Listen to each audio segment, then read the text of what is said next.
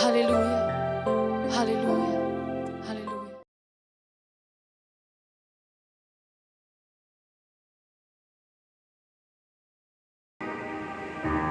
Hadiratlah yang terindah dari segalanya, tinggal di dalam Engkau yang paling mulia dari segalanya. Bersekutu dengan Tuhan adalah satu kebahagiaan yang terutama dalam hati kami. Terima kasih Bapa, kami boleh memuji-Mu, dan saatnya kami akan belajar firman-Mu. Mari Roh Kudus kuasai hati dan pikiran kami, sehingga setiap firman yang kami renungkan pagi ini menjadi berkat, tuntunan untuk kami berjalan sampai kepada kemenangan yang sempurna bersama Tuhan. Hamba-Mu terbatas, tetapi Roh Kudus, Engkaulah Tuhan yang tidak terbatas. Kiranya firman ini menjamah kepada setiap pendengar, setiap orang yang mendengar firman-Mu dimanapun berada Tuhan, yang jauh maupun yang dekat. Mereka yang hadir di gereja maupun yang ada di rumah, bahkan siapapun Tuhan yang menyaksikan firman ini, kami berdoa Tuhan jamah, Tuhan berkarya, Roh Kudus Engkau yang memberikan firman dalam hati kami masing-masing, sehingga kami boleh kekuatan baru, sukacita untuk mengiring kepada Tuhan. Pujilah Bapa di surga, siaplah hati kami mendengarkan firman. Kami ucap syukur dan berdoa dalam nama Yesus yang berkuasa. Haleluya. Amin. Haleluya, saudara. Haleluya. Tuhan, Tuhan baik ya, memberikan kita kesempatan ya untuk memuji Tuhan pada pagi hari ini, saudara. Puji Tuhan juga saya menyambut saudara yang mengikuti ibadah ini dari rumah, dari manapun saudara berada, baik jemaat GPI Betania maupun saudara bukan jemaat di GPI Betania, siapapun yang mendengarkan firman Tuhan, firman Tuhan penting buat kita semua. Puji Tuhan. Hari ini saudara-saudara, saya akan mengajak kita saudara-saudara untuk belajar menghargai pemberi mujizat. Kenapa saya katakan demikian, saudara? Seringkali orang menghargai mujizat, tetapi lupa kepada si pemberi mujizat. Kita bersyukur saudara-saudara, kita diserukan oleh pemerintah bahwa kita mungkin akan menjalani new normal ya. Berjalan dengan normal tapi dengan cara yang baru ya. Kita berjalan hidup dengan normal saudara, seperti kegiatan kita sehari-hari, tetapi dengan konsep yang baru, cara yang baru. Nah, baik saudara-saudara, sambil kita menunggu saat itu tiba, saudara-saudara, mari kita belajar firman Tuhan, bagaimana kita menjadi pribadi yang menghargai pemberi mujizat, bukan sekedar kita menerima mujizat dan senang dengan mujizat itu. Ya, firman Tuhan kita buka dalam Injil Matius pasal yang ke-11, saudara. Injil Matius pasal yang ke-11, kita akan lihat ayat 20 sampai ayat yang ke-24. Injil Matius pasal yang ke-11 ayat 20 sampai 24, saudara, kita akan baca sama-sama. Firman Tuhan ini, saudara, dengan suara yang keras, dengan tempo yang lambat ya, jangan buru-buru baca firman Tuhan. Sudah ketemu? Amin. Ya, kita baca sama-sama firman Tuhan ini. 1, 2, 3. Lalu Yesus mulai mengecam kota-kota yang tidak bertobat, sekalipun di situ Ia paling banyak melakukan mujizat-mujizatnya. Celakalah engkau Korazin, celakalah engkau Betsaida, karena jika di Tirus dan di Sidon terjadi mujizat-mujizat yang telah terjadi di tengah-tengah kamu, sudah lama mereka bertobat dan berkabung. Tetapi aku berkata kepadamu, pada hari penghakiman, tanggungan Tirus dan Sidon akan lebih ringan daripada tanggunganmu. Dan engkau Kapernaum, apakah engkau akan dinaikkan sampai ke langit? Tidak, engkau akan diturunkan sampai di dunia orang mati. Karena jika di Sodom terjadi mujizat-mujizat yang telah terjadi di tengah-tengah kamu, kota itu tentu masih berdiri sampai hari ini. Tetapi aku berkata kepadamu, pada hari penghakiman, tanggungan negeri Sodom akan lebih ringan daripada tanggunganmu. Haleluya. Saudara-saudara, Tuhan Yesus mengecam beberapa kota yang dikatakan firman Tuhan sebagai kota-kota yang tidak saudara, Alkitab berkata di situ dia paling banyak melakukan mujizat. Ya. Jadi ketika Tuhan Yesus mengecam kota-kota ini, saudara-saudara, bukan karena Tuhan tidak pernah berkarya di kota-kota itu, saudara-saudara, tetapi justru besarnya karya Tuhan atas kota-kota itulah yang membuat Tuhan Yesus harus mengecam kota-kota ini. Alkitab berkata di situ yang paling banyak melakukan mujizat. Saya mau bilang saudara, tujuan mujizat bukanlah supaya kita beria-ria atau kita euforia dengan mujizat itu. Tujuan mujizat adalah pertobatan. Amin. Tujuan mujizat adalah hati yang percaya kepada Tuhan. Tujuan mujizat adalah kesediaan hati kita, saudara, untuk mengikut Tuhan. Nah, Alkitab berkata ada kota Korazim, saudara-saudara, dihardik oleh Tuhan, saudara, dikecam oleh Tuhan Yesus. Kemudian ada Betsaida, ada Kapernaum, 3 kota, saudara, kita lihat di sini yang dikecam oleh Tuhan. Karena Alkitab berkata di situ paling banyak mujizat. Saudara, ketika saya baca firman Tuhan ini, saya belajar, saudara, ya, dan saya belajar kemudian menemukan, saudara, kenapa ya begitu banyak orang sebenarnya seperti 3 kota ini, saudara. Ya, jadi kita tidak hanya berkata hanya Korazim, hanya Betsaida, saudara, kemudian hanya Kapernaum yang seperti itu, tidak. Ternyata yang seperti itu banyak, saudara. Amin. Ya, begitu banyak orang, saudara, senang dengan mujizat, begitu banyak orang rindu dengan mujizat, begitu banyak orang euforia dengan mujizat. Tetapi pertanyaannya, adakah orang menghargai sang pembuat mujizat? Ya. Saudara, kita masih hidup hari ini pun karena mujizat Tuhan. Haleluya. Kita masih bernapas, kita masih bergerak, kita masih hidup, kita masih ada, saudara, sampai hari ini. Itu pun mujizat. Ya, kita masih bernafas tanpa membayar, itu mujizat. Kita masih hidup sampai hari ini, saudara, kebutuhan kita tercukupi, itu pun mujizat. Jadi boleh dikatakan segala sesuatu yang kita alami, saudara, baik hal yang besar, hal yang kecil, yang spektakuler maupun hal yang biasa-biasa, itu mujizat. Amin. Ya, hanya kadang-kadang, saudara, kita tidak menghitungnya sebagai mujizat. Kita menghitungnya sebagai hal yang biasa. Tapi sekali lagi saya mau katakan, apapun sesungguhnya yang kita alami, itu adalah kebaikan dan mujizat Tuhan. Dan saudara, kita tidak hanya harus bergembira atas mujizat itu, tapi mari kita menghargai Dia yang membuat mujizat itu. Inilah kegagalan 3 kota ini, saudara. Mereka senang dengan mujizat yang Yesus lakukan. Mereka senang dengan mujizat yang terjadi. Maka saudara bisa baca di Alkitab, saudara.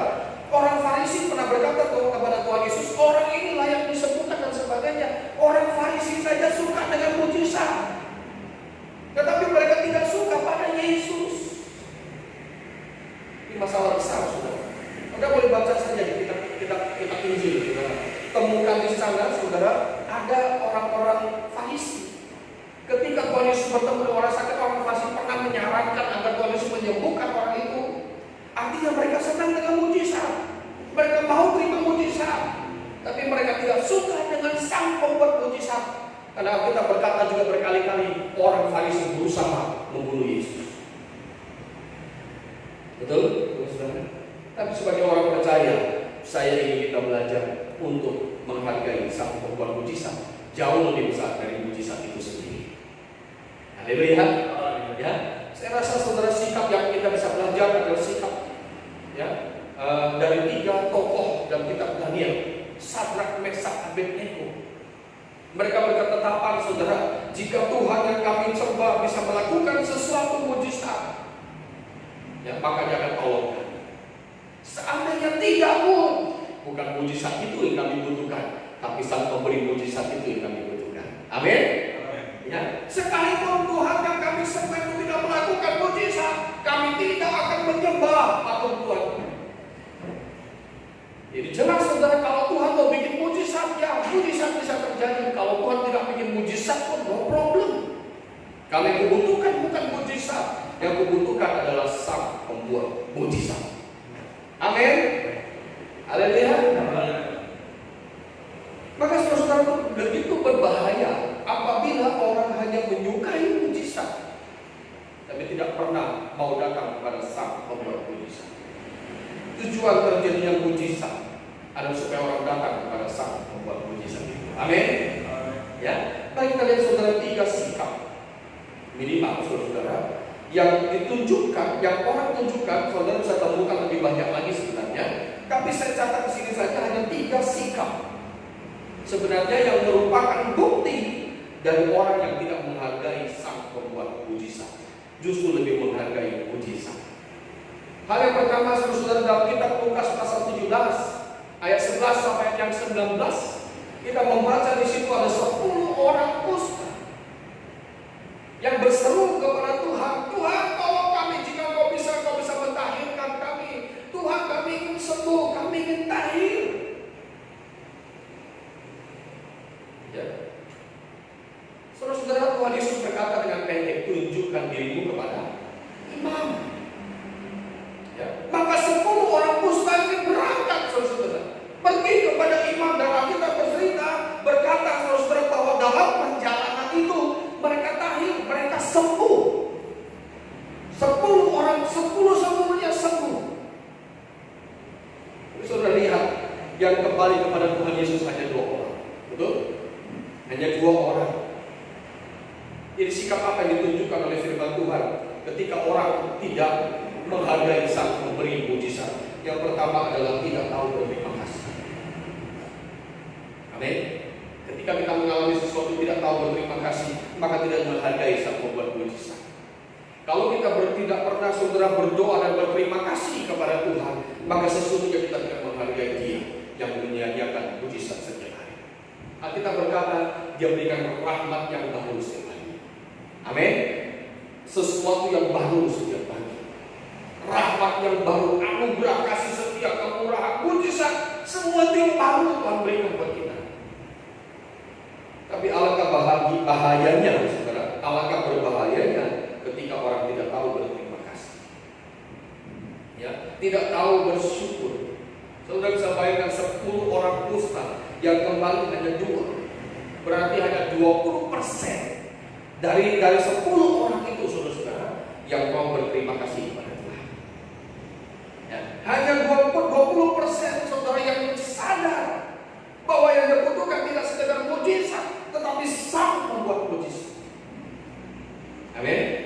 Ya, betapa sedikitnya saudara ternyata orang-orang yang menyadari, ya, bahwa dia tidak hanya butuh mujizat, tetapi dia butuh Sang Pembuat mujizat. Betapa sedikitnya yang seperti itu. Tapi saya berdoa, kiranya kita masuk golongan yang sedikit ini. Haleluya. Ya, kiranya kita masuk pada golongan yang sedikit itu. Tidak apa kita sedikit, saudara. Yang penting kita adalah pribadi yang tahu berterima kasih. Kita tidak hanya mau dengan mujizatnya, kita tidak hanya senang dengan mujizatnya, tapi kita mau berterima kasih kepada Dia yang melakukan mujizat. Ya, saudara-saudara terkasih dalam Tuhan, ini pelajaran yang penting buat kita. Ada banyak orang tidak tahu berterima kasih. Bahkan Paulus sampaikan ada orang-orang yang tidak tahu berterima kasih dalam 2 Timotius pasal 3. Di situ diceritakan orang akhir zaman ini, saudara, salah satu tanda tidak tahu berterima kasih. Dan tidak tahu berterima kasih adalah lambang tidak menghargai Dia yang melakukan kebaikan. Saudara, ketika orang baik sama kita, mari kita belajar berterima kasih. Amin. Waktu kita menerima kebaikan dari orang, kita berterima kasih, tidak susah. Ya. Waktu saudara karena yang paling susah memang dalam rumah tangga, ketika istri atau suami melakukan sesuatu yang baik, biasanya pasangannya jarang mengucapkan terima kasih. Tapi tidak ada salahnya saudara kita belajar dari sekarang, belajarlah berterima kasih.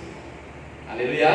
Itu tanda kita menghargai Dia yang melakukan kebaikan buat kita. Itu dalam konteks kepada sesama. Ya. Dalam konteks kepada Tuhan juga sama. Mari kita selalu berterima kasih kepada Tuhan. Kita masih bisa bangun pagi, kita bisa menjalani hari kita bisa tidur lagi malamnya, kita bisa makan, bisa minum, bisa bergerak, bisa melakukan aktivitas. Mari kita selalu melihat ke atas dan berkata terima kasih Tuhan. Amin. Terima kasih buat semua kebaikan Tuhan. Bahkan terima kasih untuk segala sesuatu yang mungkin buruk dalam pandanganku, tapi aku tahu kau punya rencana yang indah di balik itu semua. Ya, saudara-saudara, nah, sikap pertama yang menunjukkan ketidakpedulian terhadap sang pembuat mujizat adalah tidak tahu berterima kasih.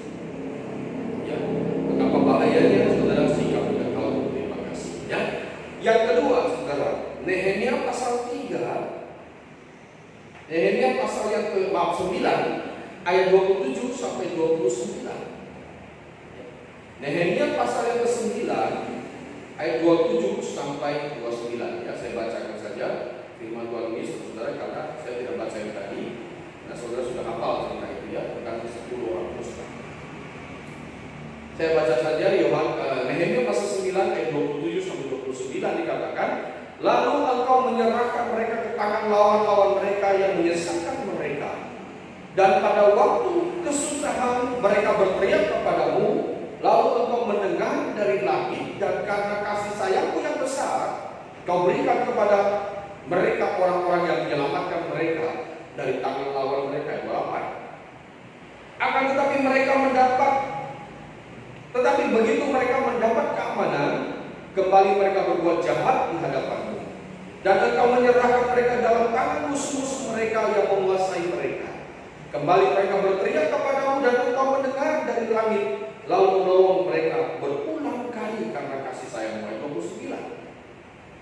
Engkau memperingatkan mereka dengan maksud membuat mereka berbalik kepada hukum-Mu, tetapi mereka bertindak angkuh, mereka tidak patuh kepada perintah-perintah-Mu, dan mereka berdosa terhadap peraturan-peraturan-Mu yang justru memberi hidup kepada orang yang melakukannya. Mereka melintangkan bahu untuk melawan, mereka bersih tegar dan tidak mau mendengar. Amin. Sikap kedua yang menunjukkan bahwa orang tidak peduli pada sang pembuat mujizat, kepada dia yang memberi mujizat, tetapi hanya suka kepada mujizat. Sikap yang kedua adalah ketika merasa aman, mereka kembali melupakan yang menolong.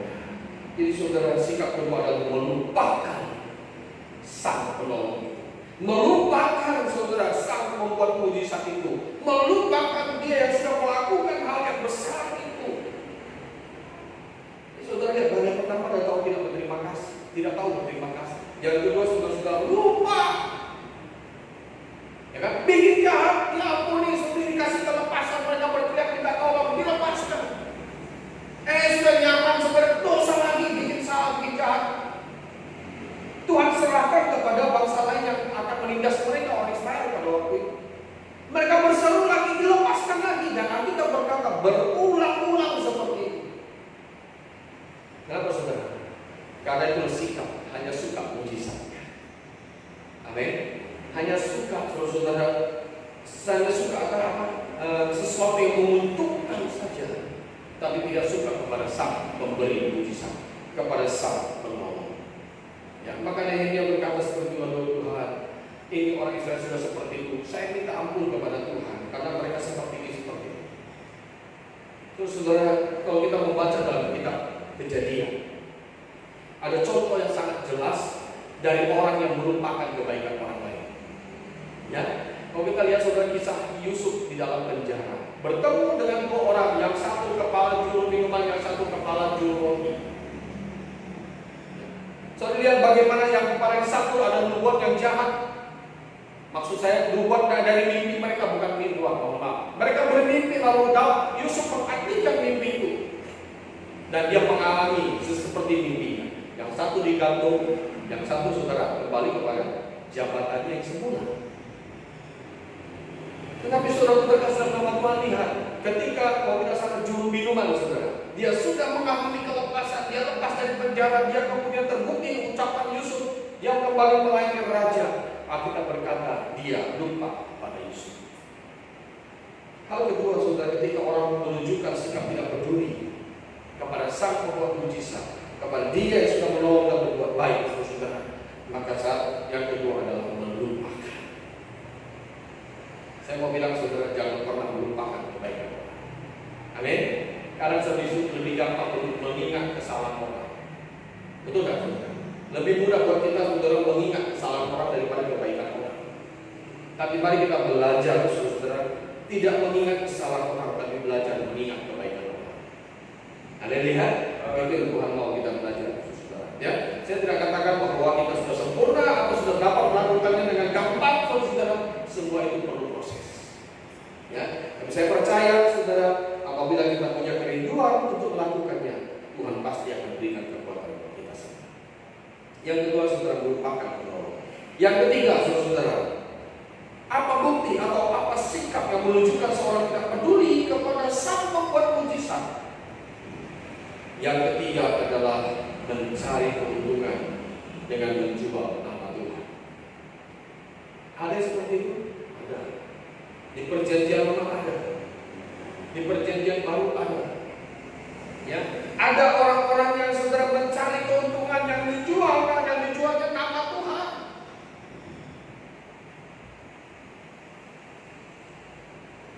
Coba kita lihat saudara 2 Korintus pasal 2 ayat 17. 2 Korintus pasal 2 ayat yang ke-17.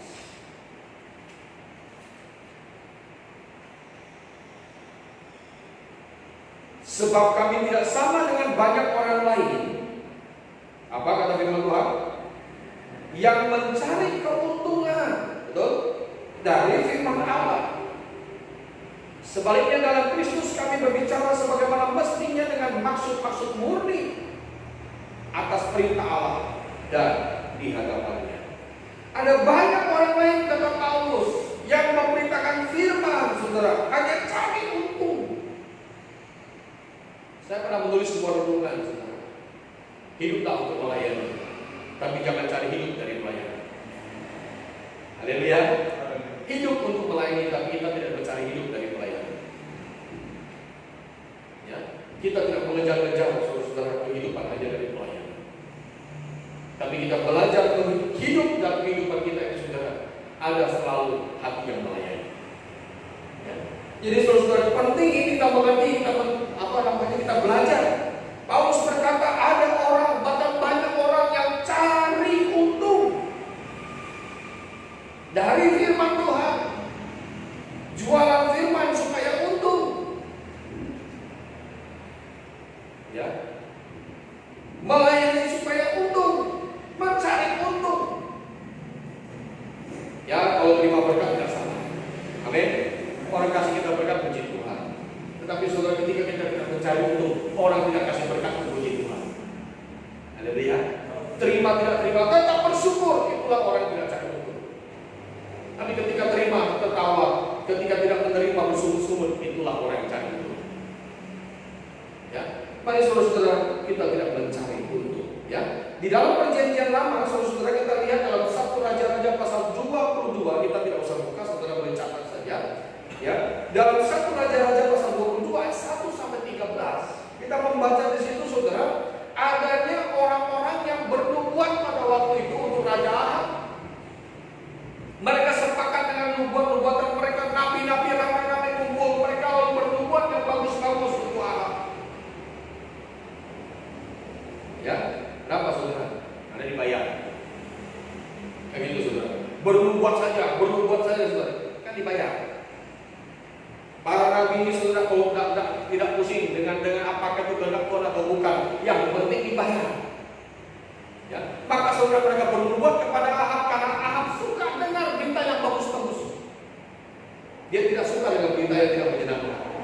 Ya, maka saudara-saudara, waktu dijemput seorang hamba Tuhan, ya, untuk datang menyampaikan sesuatu seperti saran dari Yosafat, tidak adakah nabi yang lain, dan ketika dijemput datang ke sana, ya, ada pesan saudara tersembunyi. Ya, coba kita lihat saja saudara firman Tuhan sudah lebih jelas ya. 1 Raja-Raja pasal 22.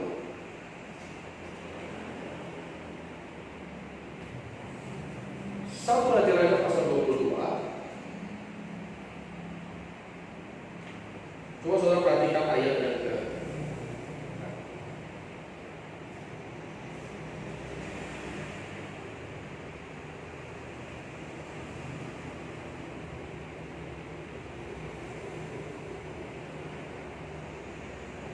Ya, namanya Mika, ya saudara. Mika, seorang hamba Tuhan, ini datang. Kemudian saudara, dia disuruh, ada satu pesan yang disampaikan oleh orang yang menjemput dia.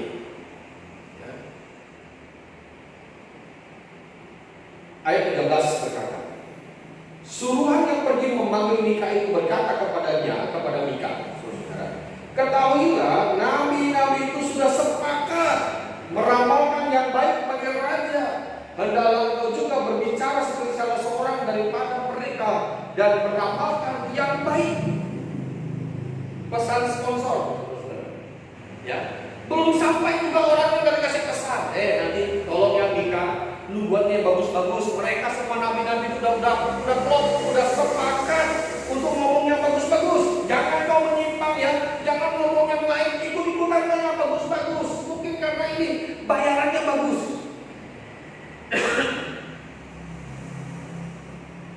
Tapi sudah lihat, Mika menyampaikan bukan seperti kehendak Allah, tapi sesuai kehendak Tuhan.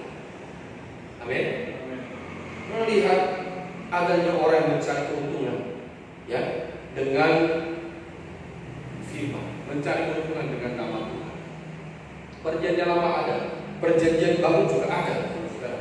Ya, dalam Mika pasal 3 ayat 1 kita tidak usah buka, saudara. Di situ ada dikatakan firman Tuhan, Mika 3 ayat 11.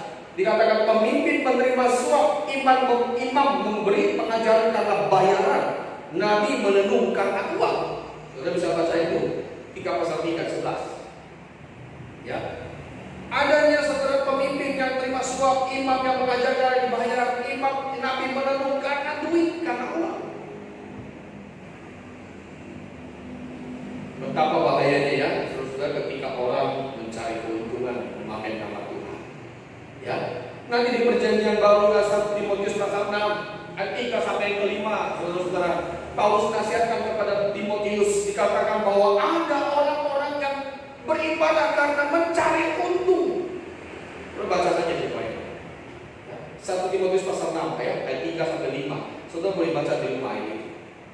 Saudara boleh lihat ya firman Tuhan itu. Mereka saudara beribadah karena cari untung, kata firman Tuhan. Ya, datang kepada Tuhan karena cari untung. Mari kita beribadah saudara bukan cari untung. Cari untung itu tidak hanya bicara duit, saudara. Jangan saudara pernah melayani hanya supaya diri saudara yang senang.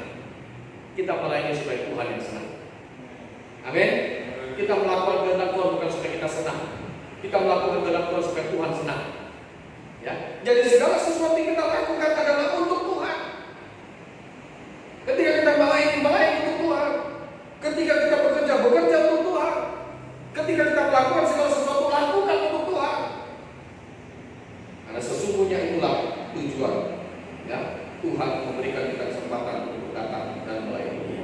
Jadi saudara, minimal 3 sikap ini saudara yang menunjukkan bahwa orang tidak menghargai sang pembuat mujizat, lebih suka kepada mujizat. Ya, orang lebih suka kepada keuntungannya daripada Yesus. Bahkan paling ironis saudara baca dalam kitab Wahyu.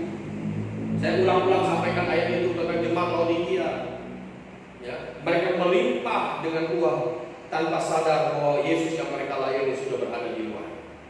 Kenapa saudara? Karena fokus mereka hanya uang dan uang. Jemaat Laodikia terjebak dengan seperti itu saudara. Terjebak dengan saudara hanya mengejar persembahan, hanya mengejar uang. Ya, itu bahaya saudara. Kita tidak melayani karena mencari keuntungan. Amin. Kita melayani supaya Tuhan dimuliakan dan jiwa-jiwa diselamatkan. Kiranya Tuhan Yesus berkati kita, saudara.